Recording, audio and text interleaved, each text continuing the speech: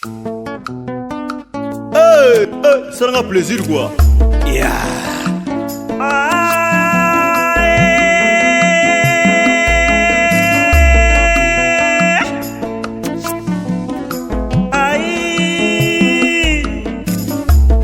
Nakotala sitangwe bominga papa edo amani papa ngana lingana nga EHP Media ngana lingana nga EHP Media ngana.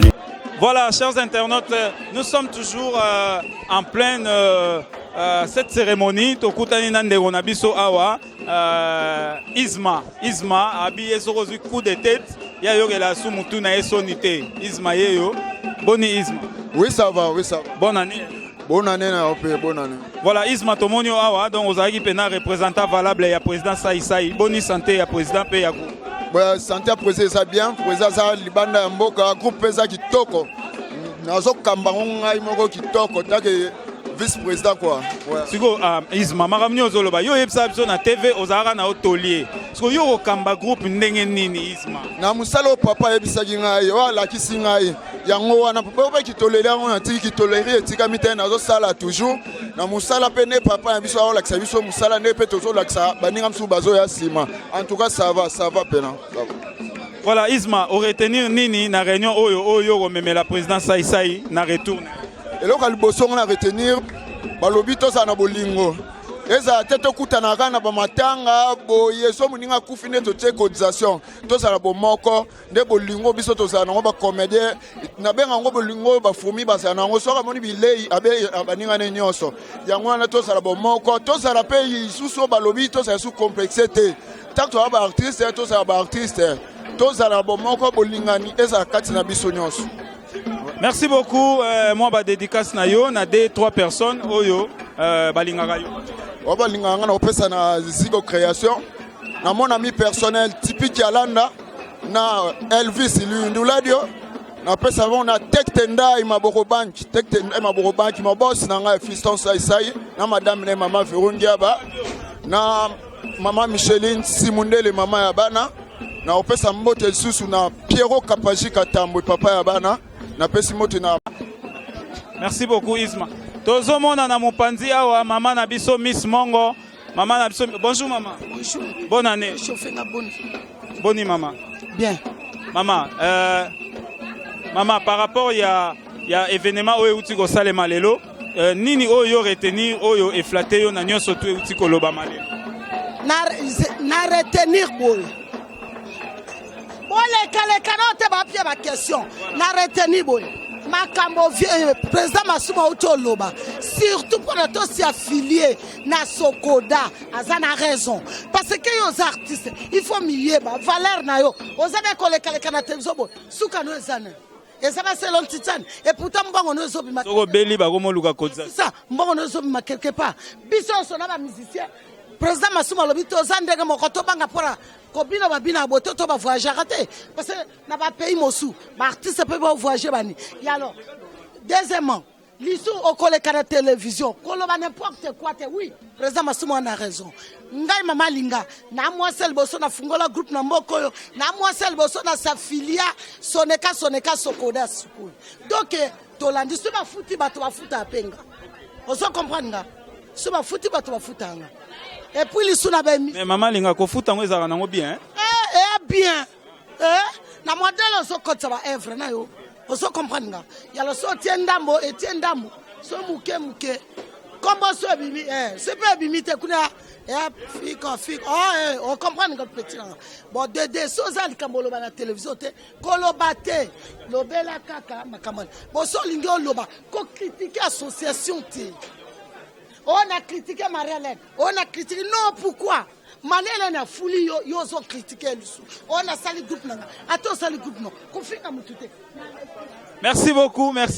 On a tozalaki na Miss Mongo, maman Nabiso Alinga, vraiment oyo, asepelisa biso pe asepelisa rabiso tilelo. Toza na maman Nabiso Milo, maman Milo oyo alinga le kabiso ago le kabiso tape sata mombo tendenge zalara. Bonjour maman. Bonjour. Bonne année. Merci pareillement. Maman Milo Boni. Ah, qui m'est allé. Kolebele to mona ote to zo mona boni basangwa. Un groupe ça va, tous en abisso sur la RTGA toujours, on abisso lundi 17h25 vous allez. Voilà, Maman Milo, alobi, aza toujours na RTGA, na lundi na 17h, groupe Ezoleka toujours. Et bon, Maman Milo, on a réunion to uti go salelo. Qu'est-ce que vous avez retenu au ya fort au etikalio comme le romoro ya bien pour na monde na biso. Vraiment, on a retenu parce que dans le temps aussi, Bisonga Penadagi parmi eux, Batouane ont critiqué en TPC en disant qu'ils ont ça les logotés. Au président Massimo Chikoloba, Nabiso que tous s'affiliés na comment on dit na Sokoda, tous s'affiliés pour un jour tous en mode reliquat Nabiso à lobby bien. Menga il a proposé le morobo comme ordre du jour qui a ngoté et a ngondé au monde la question te poser te. Oui, vous soufflez biso lo on a proposé tam soupe go ko sala sous bien déjà to yeba. Qu'est-ce que vous avez ya contribuer dans kati ya association? Bah là on a nga qui na senga président Masumu étant président association na ba président Bordeaux. Ba structurer ba groupe théâtral, c'est-à-dire ba groupe ba s'affilier na kati ya NTPC, ba c'est la biso statut moko type. Oh biso nyosto banda ko sala to kendaka nango na nini na hôtel de ville, bazi ba enregistrer, ba na donc ba c'est la biso ba mikanda parce que jusqu'à présent ata mutu moko te ba groupe presque belé. Hein, ils ont ba statut règlement d'ordre d'intérêt ezalité. Vous comprenez? Mais le côté en association que ça est le komoko ya bongo pour na ka ko aider. Vous comprenez? Batinyo so bazana mo bana ba statut na bango, ba légaliser ango. Aux hommes, bazana ba personnalité, ba super cause ba personnalité juridique et tout, ba la kisi biso comment to koki kokoma important dans la société. Parce que jusqu'à présent ba ka tozana biso tozata na papier moroté. Lelo ministre a sali échange de vœux na ba artiste. Biso zate parce que le ministère tozate tant mususu à partir ya ba statut na biso na ba légalisation na ngo et tout to ko za tant mususu na ba kombo pe na kati ya ministère na biso se ben ba luka ba comédien bazawa pe batalika na répertoire na ba wike ba comédien o bazali répertorié o baza en ordre baza enregistré baza boy tant mususu pe menani fonds de promotion qui tirait et ko pe ko pesa tant mususu quelque chose. Hein, que financer quoi là-bas groupe. Donc il faut pas l'accepter que pour besoin fonds na FPC il faut bosser la boy bossa. On comprend. Ba bloc a bon défaut, ba télé a bon ba expliquer ka biso to yeba po mutabi ka na lamki la temps na yebi musa na ngana za moi $100 na quel chaîne na fouti $100 na nga et puis na zo leka. Yo moko en soi zo bénéficier na rien. Nga banda théâtre muke na komi mama bo j'aime des fois je pleure. Je me dis qu'est-ce que je fais? Et qu'est-ce que je fais aussi? Donc tu vois, aux hommes on a liboso tout le monde a simato, au simbi et à mon moutou maintenant, et c'est impossible na âge on est na zabonati comme ça pour ezas ko makila na comme théâtre. Moi na tika ezate maintenant il faut ba laksabi sope comment faire pour na to rentabiliser musa na biso. C'est que le président dit, il a bien parlé mais suivi ezala et tout. Et puis nangana beta sous c'était on ngana sabango bakanga ka NTPC te ka ezala ka non, un comité national quoi, directeur. Batiande tozaki na ba commune. Hein? Na ba nini ba ndeto biso zaki na mo amba ba msu bazana changu kuna bozana NTPC changu na mo amba obengisi bata ba commune nyonso tout toye ezao sala bien. Wana invitation les rekoya et yeli yo na mo amba yo pesi bat na ba commune na yo ba commune ba pesi ba acteur na bango directement ba réunion. Au moins si koto zakebele. Ceux qui tobaki biso sto ya place koko simbate tu comprends parce que ba fungwa makwa ba élargir comité tout quand des ba lobby que to ya ko postuler to pesa banene biso on va les faire opposer par candidature. Merci beaucoup, merci. En tout cas, bonne année, de bonnes choses. Naba makanti kitoko to utiko yo kapa ya mama na biso Milo tozo kende to komi vraiment naba o bazalaki ba organisateur to o bazalaki modérateur to moni président Bodo bazalaki modérateur ya cérémonie ya journée mokomolelo. Bonjour président. Bonjour. En tout cas, meilleur vœu. Merci, meilleur vœu na yope lokola. Vraiment. Tomoni lelo le 20 janvier, vos initiatives, il y a kokutanisa bactère. Vous avez parlé des choses au bisomoro tozanango flatté, to sepeli. En tout cas, l'idée est comment dirais-je? L'idée est utaki wapi. Zaka po ba chaque journée le 20 janvier la journée nationale des théâtres to makaniso ezalaki déjà bozalaki koluka opportunité to jour moko fixe pour na kosala. Non, en tout cas, ils ont habitude, ils ont bon momesano, en tout cas, tolukaka, tokutanaka. Tout le monde a minga le 27 mars. Bon, peut-être to vulgarisa kango vraiment, parce que ça aura beaucoup plus entre nous. Moi, la convivialité. Il y a un qui, cette fois-ci, quand même, bon, to associé binope, bah, tu as presse, pour quand même, to vulgariser en opepo, bah, tu belé, bah, y barangote. En principe, l'idée de départ, c'est que to yamba ministre, ministre Oyayesika, mais bon, malheureusement, il coïncide, yépé, pour une première fois, n'importe pas doyen, bah, vieux Massoum Soki Basiba Mona Yango, ministre, a aussi s'échange de vœux avec tous les artistes. Et coïncider le même jour, donc il y a les ana pourquoi, yango bon le roi a concentré na discours ndenga ya mabiso na pourquoi et tout, yango atinde biso conseiller nae. Donc biso tous en habitude ya kokutana chaque le 20 pour na ko réfléchir par rapport na musa na biso, par rapport na avenir ya musa na biso. Voilà. Président Bodo, président na groupe et awa aux alagi modérateur, secrétaire général adjoint, il y a association. Voilà, donc ezaki na mutu moko ezaki na mutuna ya otuna mais lokwa zwaki opportunité ya otuna ngo na nini te to ya proposer ngo na nini te biso na micro nous avons eu l'opportunité ya komeka kotalisa o ezaki likanisa ndeko wana peut-être beaucoup ko tenir ngo à compte pour na ba prochaine séance. Madame Alobini Alobi, est-ce que bokoki ko fongola GT na association de manière que au lieu ezalaka sur le plan national comité oyo et comme penet na ba changu moamba nini eza na ba représentant ya association oyo ke soy bongo tin l'invitation et les karana coin wana je pense que ko sala moi et logo ya bien. Ouais, en tout cas, merci beaucoup. Bon, peut-être Aza informé. Au lieu le bateau décentralisé en gros, il faut peut-être le bateau redynamiser pour ANTPC Moamba Izali jusqu'au moni maman Milo Azawa. Bango Azawa bateau ANTPC Moamba. C'est elle qui vient de parler. Ah mais bon, ceux qui Milo à Lobi Bongo, je regrette parce que Bango Azawa bateau ANTPC Moamba. Il faut redynamiser l'activité na Bango parce que Bango va commenter la comité national. Au comité national a komi kabolaté. Donc ce qui na changu okuta président Munderi Azakuna azali président à NTPC changu et je pense que na NTPC décentralisé c'est l'unique au baza vraiment au baza dynamique ouais na matadi to implanté déjà nini kuna et puis ça va jeune homme moko baza na Kasangulu bango pe baza makasi kuna donc kala te to kene ko implanter ko installer bango. Donc, et puis, tous lancé appel na bandeko au baza na ba province.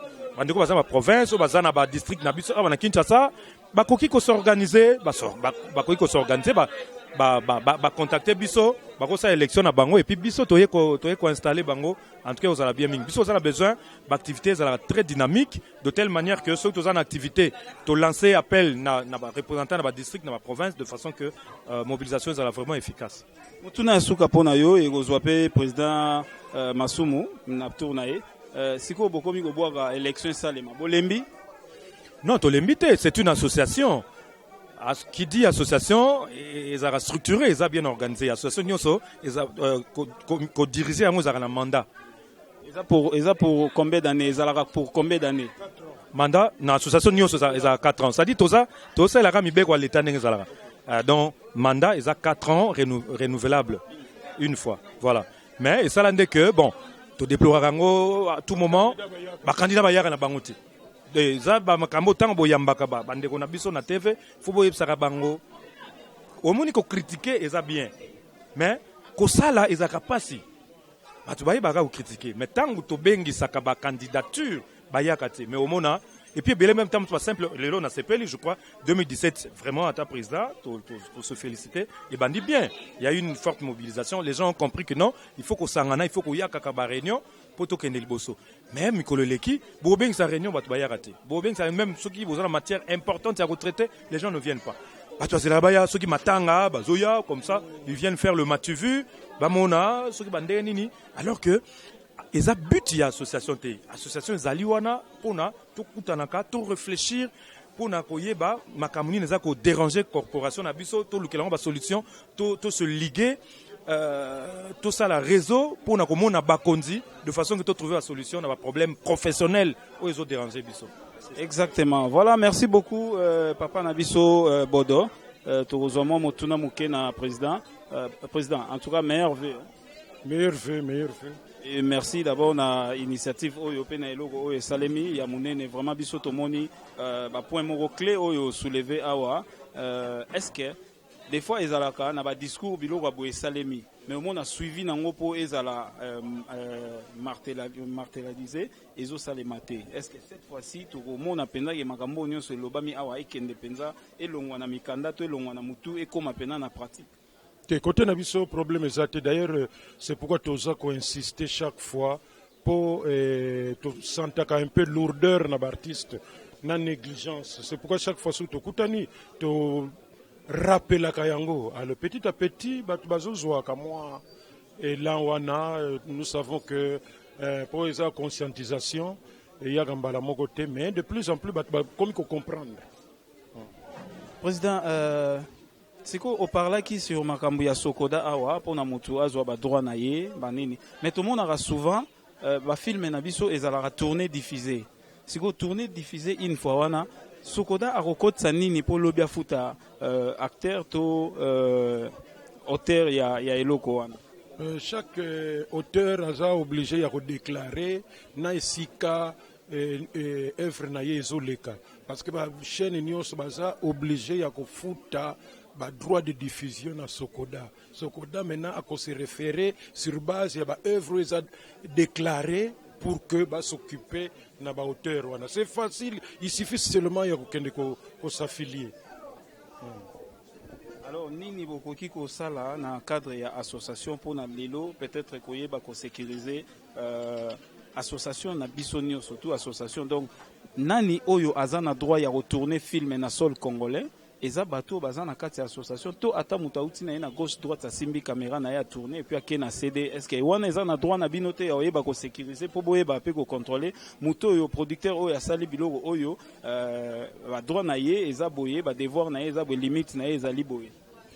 Bon wana heureusement que ministre na biso culture et art a outi kotini la biso conseiller na ye chargé des arts pour tout ça les locaux kaka n'engona te il faut tous à la soutien au gouvernement parce que biso toujours dépendre na gouvernement donc tout ça là toujours effort petit à petit na ba séminaire na ba recommandation tout ça là pour que na ministère de la justice na ministère de la culture na biso moko tous à ensemble pour que to meka kolande lango mais biso moko ba artiste d'abord il faut to yeba ce que nous faisons pour que l'État a soutenir Bisso.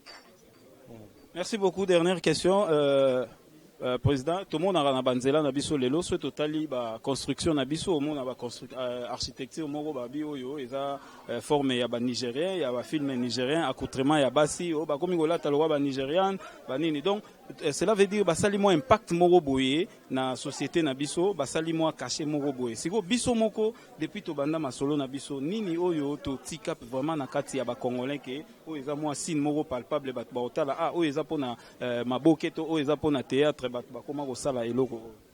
Non mais il faut dire que Bisso moko nde to zongi sima Bisso to zaki premier par rapport na ba Nigérian ba Ivoirien oyo bango bazo sala biso to sala nit kaka to bana kotala ka bango ke bango ba banaki nde kotala biso moko nde to zwaki un peu bolembu mais je crois qu'à partir de la conscientisation na contribution ya l'État nous pouvons faire quelque chose de que to se remettre les choses sur la place où il y a biso parce que même dans même musique au moins la négligence comme moi muke ezali ba Nigériens comme toujours bazo sala net kaka ba ya ko leka biso et nous avons le devoir vraiment biso moko to la conscient nango pour que to produire eloko ezali que batunyo so ba ko apprécier et puis to ko s'identifier nango.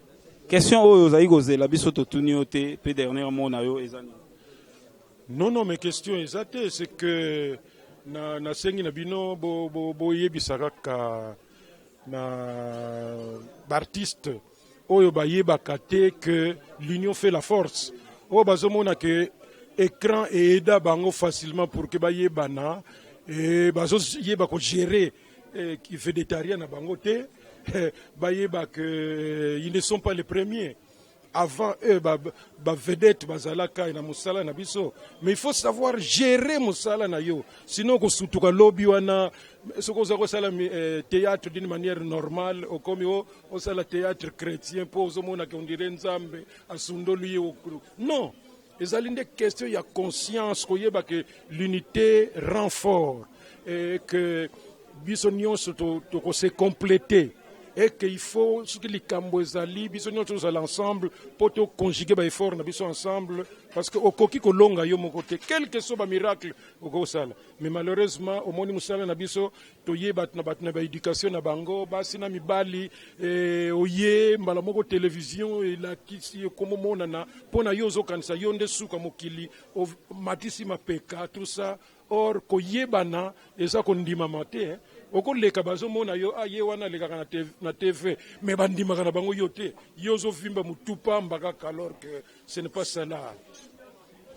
Merci beaucoup, merci vraiment président et bonne année Nabino na président Bodo et puis na président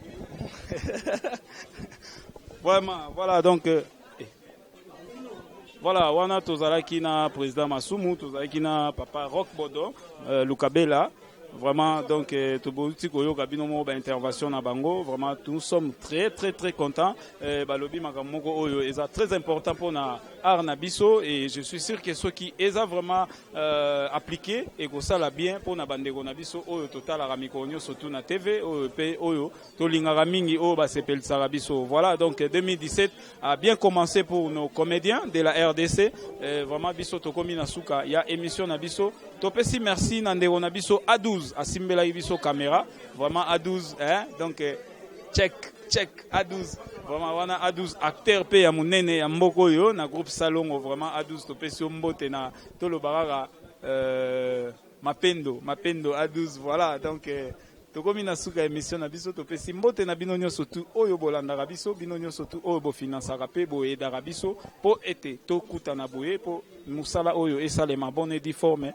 Vraiment merci à trop. Topesi merci na oyo azali monteur na biso oyo asala rapena ke biso na bino to mona na Jean-Marie Lukelo topesi mbote direction mobimba ya EHP Media topesi bino mbote et tolobi ensemble glory be to God.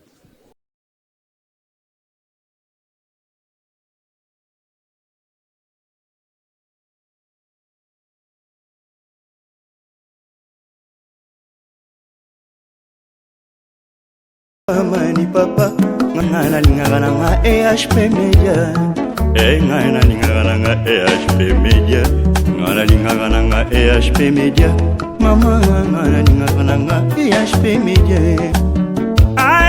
EHP Media chansi amani pista papa EHP Media ngana lingana nga EHP Media ngana lingana nga EHP Media ngana lingana nga EHP Media